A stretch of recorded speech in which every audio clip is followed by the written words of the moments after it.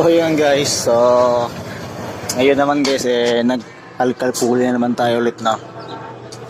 So ginawa ko na siyang naka-degree na to na 13.5 gamit ng ating apps meter natin sa cellphone ko. So ayan, naka-degree na po yan. Naka-degree, 13.5 na po yan guys. Yan yung mga ano nyo. Ayan. So ayan, so ano nga bang ginamit ko na pang kalkal? So ito guys, ayan, yung panghasa ng bakal. So ganayin ko pa guys, so ganayin ko lang po siya guys, ganyan. Habang tumatakbo po yan, ginagayan ko paunti-unti ganun, paunti-unti po yan guys, pag ganun, diba? So nakadegree na po yan.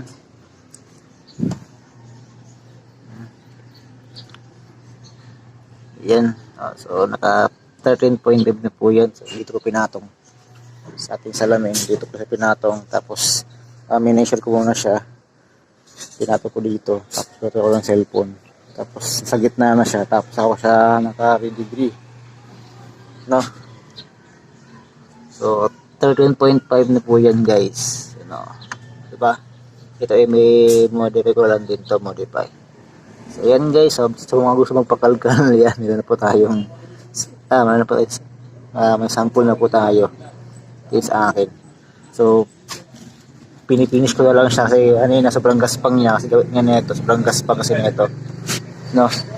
So ginawa ko na lang, so nagliha tayo nito ng yan, nagliha tayo ng 150 pampantay sa mga pampantay sa mga null canal niya. Tapos na next natin itong 800 pang finish.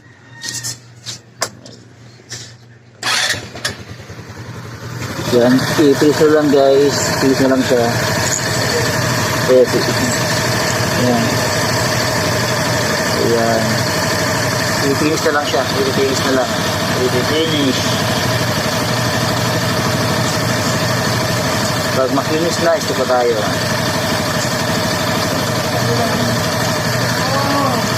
So yun lang ginagawa guys, yun lang ginagawa ko sa kanya, na-finish siya. Yun naman yung mga ano ko, ayan, diba? 13.5 na po yan guys. Ayan, pang racing na tayo. Hindi na tayo mabibili sa arangkada na ito at pagsingitan.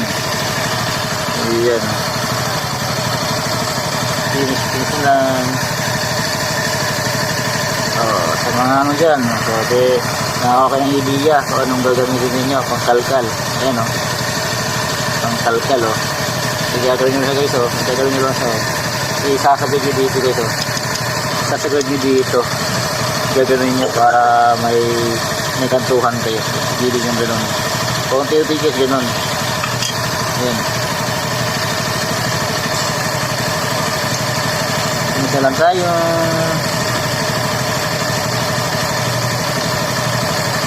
Pinso lang, tapos iniso na yung kanyang yung dry paste naman niya yung next ko.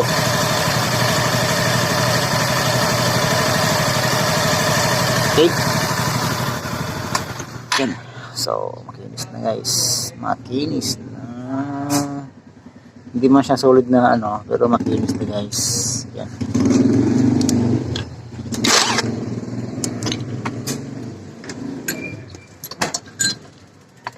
ang sarap. Uy, nalaglag pa. Shoot. Ayan. Kalkal puli. Kalkal. Sasagad na yan guys. Ayan. So, next naman natin ngayon is yung ating drivers.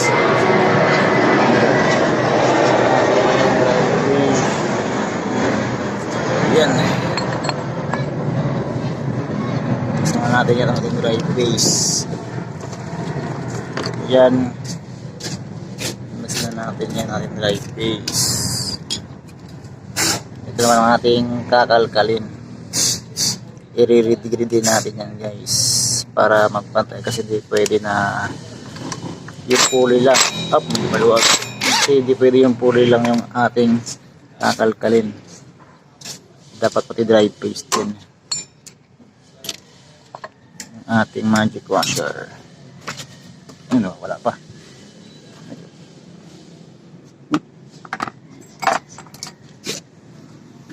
Kasi hindi pwede na huli lang. May ating kakalkalin. Dapat right face din po yan guys para magpantay yung lapat niya. Magpantay yung lapat ng ating belt. Kasi hindi pwede na huli lang. Ayan. Kulang pa rin. Yung ating backplate pala. Ating backplate. Ating backplate.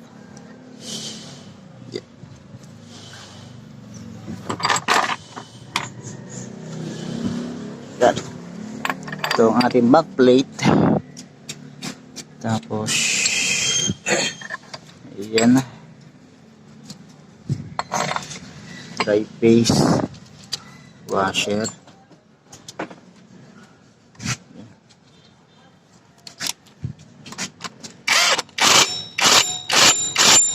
Yan. Kalkal na. So yun guys, tapos ng ating redegree. Naka-redegree na po yan. Nasukat ko na po yan sa ating apps na pang degree.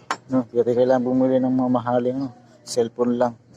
Yan. Sa paghuhugas nito guys, make sure na kung gagamit mo kayo ng gas, make sure na magbabanlaw din kayo ng tubig na may sabon or joy. So sa akin kasi Sunrox. Yun, Sunrox. Sa akin naman ito, open ang tatanggal ko ng grasa. Yan. So hindi na ako nabili ng CVT cleaner o gas. Ito lang. Yan. Ito rin. Yan. Tapos, siyempre pag nag-list ng CVT, make sure din na hugasan din ng ating belt. No? Kailangan po natin din niyang hugasan. No? Para mas kumapit siya lalo at hindi agad masira. No? At hindi siya mag-slide pagos na nalagay niyo na siya sa inyong pulley. No? Ayan. So naka-degree na rin to. 13.5 din to. Kasi hindi pwede na ito lang guys ang i-degree ninyo. No? Kasi kunyari, pag ito lang ang degree ninyo, na tendency na nakatabingi, nakaganon yung inyong belt. Nakatabingi na, di siya pantay. Nakatabingi ito. So degree siya i-degree. Ito, para set na siya. No, so nung sinukat ko na siya, okay na okay siya. Lapat na lapat. Naka-degree niyan. Yan. So ibabalik ko na lang ulit siya, no? So need ko na naman mag-combination ng bola kasi naka-degree na siya kasi nagsabi sa iba na kailangan rin medyo magaan. So try natin. So yun naman guys, sa pagbabalik naman ng ating bola. So nasa sa inyo po kung anong unahin nyo, kung magaan ba o mabigat. So sa akin kasi nakasanayan ko na kasi magaan ang inuuna ko, no? So yun. So ito maliwalang grasa, ito may grasa na yan. Para malubricate at hindi agad napudpid yung ating bola, no? So pagkalagay naman guys ng bola guys sa akin, siyempre ang inuuna ko kasi yan, kung saan banda yung makapal yung plastic, nasa right side yun. Kaya neto, ito yung bakal, ito yung plastic. So kailangan naka right side siya dito sa side ito, para ito kasi yung kumakaskas, no? Ito kasi yung kumakaskas sa kanya. Pagkos kasi na may ikot kasi yan guys, pag gano'n kasi ikot yun, pag gano'n, no? So dito yung yun.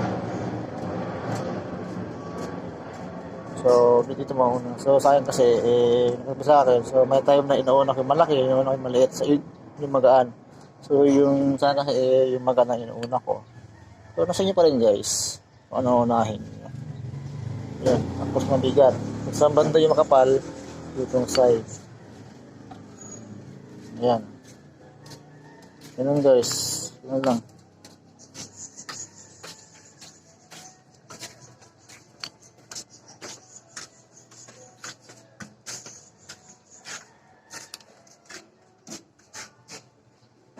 So, yun lang guys. Yun nakita ko. Yun lang. Diba? Yun na yun. No? 1813. 1813. O, diba? Yun lang guys. O.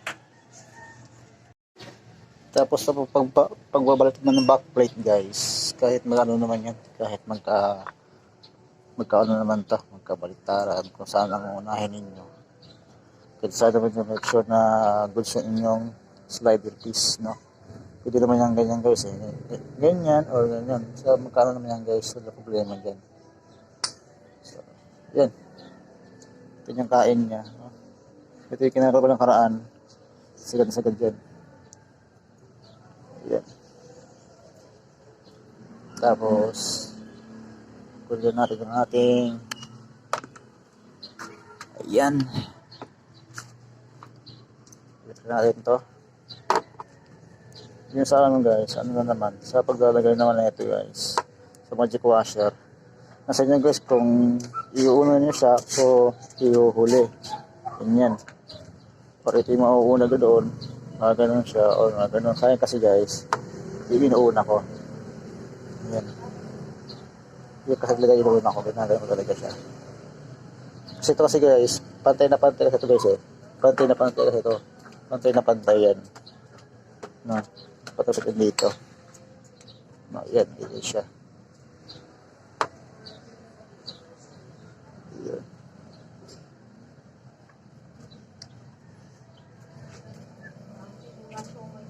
Bili na kayo. Ganyan. Ganyan siya guys. Satisfy your repeat. Ganyan siya guys. Ba? Ganyan siya. Dalawa kabit. Tapos sa pagbabalik naman ng ating huli guys, make sure na lagyan nyo ng kanto, ng grasa. Yan. Lagyan nyo ng grasa yan para hindi mag-stuck yung bushing.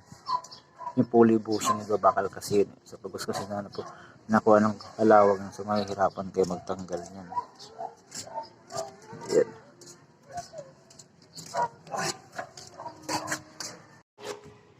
Ito naman guys, sa pagbabalik naman ng ating nut guys. So huwag nyong kakalimutan at huwag kayong magkakamali sa pagbabalik niyan. So may washer po yan, simple dalawa may washer. Pero magkaiba po sila ng nut. No? Ito maliit, ito malaki. So saan nga ba dapat nakalagay yung maliit sa malaki? So malaki po guys, ito nakalagay yan sa ating dito. Ito nakalagay yan sa ating rear. No? Ito nakalagay yan yung malaking washer dito rin at yung malaking nut. At yung maliit na washer at maliit na nut, dito po yan. Ngayon, pagkos na ito nilagay nyo guys, pagkos na ito nilagay nyo malaking nut sa maliit dito, may din sila baka sumangay yung inyong kick. No? So yun ba talaga nakalagay guys. Yan, ganyan pag tamang pagkakalagay niyan talaga, yun nakalagay dapat yan. Maliit, ito yung malaki. Yan. Yan guys, huwag yung kakalimutan lang guys, dito ba yung maliit, ito yung malaki. Yung malaking washer at malaking nut dito. Yung maliit na washer at maliit na nut dito. Tsaka sa pagbabalik po ng belt guys, make sure na ganito ang pagkakalagay ninyo. Nakaharap sa inyo yung letter at nababasa. So yan, susubukan na natin guys kung lapat na lapat ba ang ating pagkaka-alkal.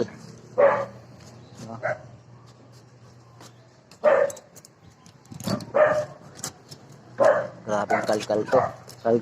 Kalkal na, tinalkal pa.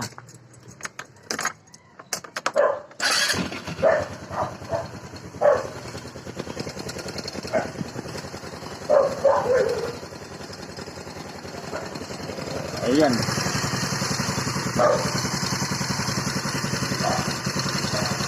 Kinikilala pa lang na. Lapat na lapat guys. Angat na angat. Ayan. So, doon pa lang may tagdag na yun. So, yung naririnig yung kuhan guys, kalansing guys. Ito yan ha. Ito naririnig kalansing, makalinig yung motor ko. Ayan. Ayan.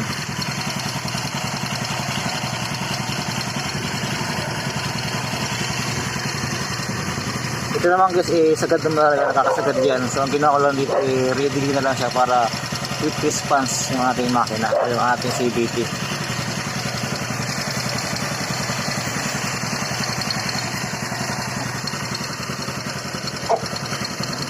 Stock spring, stock center spring na modified na siguro naka 900 siguro to RPM to kasi stuck lang yan eh. Sinapak ko lang sa pag pinigit ulit. Yan.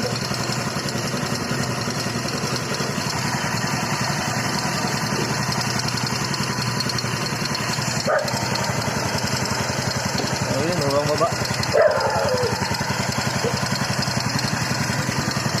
Bubang baba. Okay kayo. Na. Late na. So ayan guys, lapat na lapat. Babang baba yung ating belt. Ayan na. Pag pinapa dito, babang baba na siya. Sagad na. Sagad na siya. Ha? Tras ba? Tras. Oh, kumbati. Uy.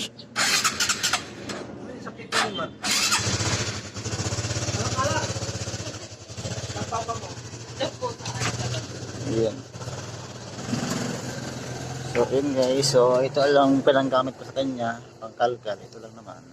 Ayan, so modified ko na siya. So binawasan ko na to. Ayan, so bawas sa pinaka-orig, ano niya, makapal, ito binawasan ko na. No, ayan. Yan lang naman ang ating ginawang kalkal, no? Angat na angat guys, oh. Pero yan naman yung lapat, angat na angat. Lapat na lapat at yung ating belt eh, hindi pa na ano yan guys, oh. Original to guys. Yan naman, oh. Walang bitak, no? Gaya din doon sa unang nabili ko, ito din siya. Isang taon na walang bitak. Original. Yan.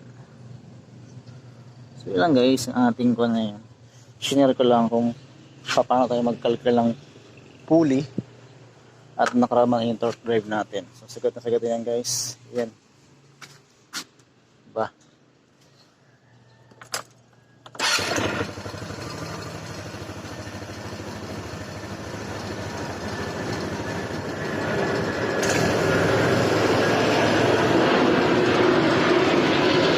Bawas ulit.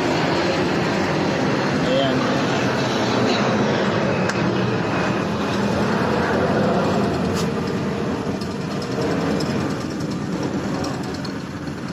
Nakakasagad yan guys.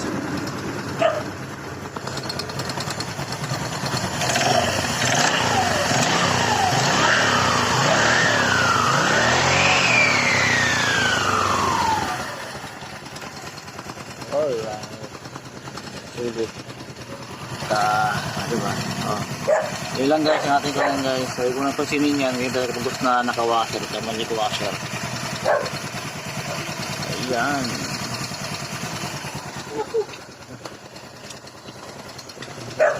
Ito guys, normal yung ganito. Normal yung ganyan siya na napapag dito po na kami kasi mababa kasi siya. Ang hindi na normal pag naka-high RPM ka pumapagpag. Ito hindi guys. So pag naka-high RPM yun, hindi mapagpag yan.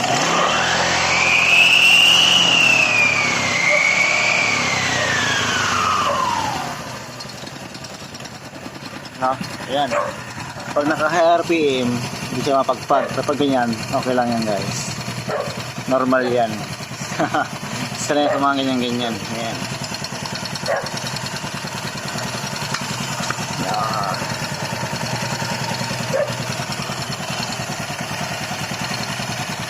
Pero sa iba daw, hindi normal yung ganyan. Pero sa akin, eh, okay lang.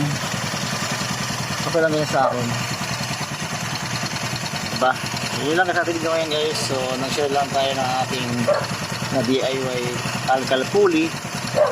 So sana may sunod kayo sa ating video kung paano ako magkalkal ng pulley natin gamit yung ating pangkalkal. Ito. Ayan. Pangkalkal. Tapos liha na 150. Tapos yung ating 600 pampakinis. Oh, pampakinis. Ito pampantay ng mga kanal-kanal, pampakinis. Yun lang guys ang atin ngayon. So maraming salamat at sa ating lahat.